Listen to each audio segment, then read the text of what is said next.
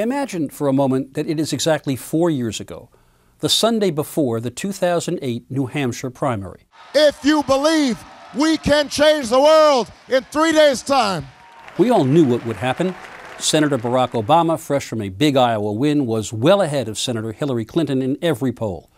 The question we'd be asking is, can she survive? That is so great.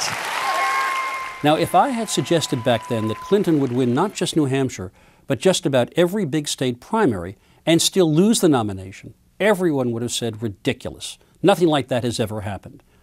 And that's exactly the point.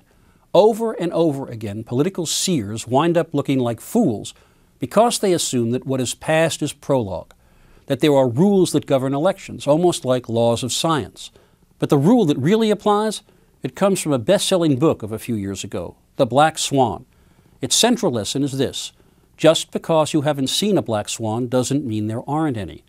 Or to put it more broadly, just because something has not happened before doesn't mean it won't happen now. For instance, 20 years ago, pundits would greet the approaching primary season by intoning, "No one has ever won the White House without first winning the New Hampshire primary."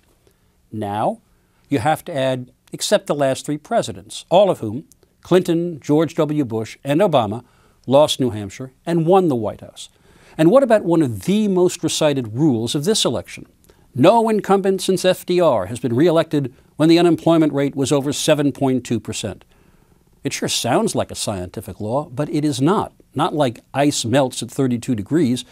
It has no real predictive value because it can't tell us whether that number represents an improvement or whether some other factor, a scandal, a crisis, a terrorist attack, will make the jobless rate less important. Sure, it is tempting to draw sweeping conclusions from the past, but the fact is we have no idea what black swan may come gliding along to throw every assumption and premise about the campaign into a cocked hat, which is why whoever called it political science must have had a wicked sense of humor.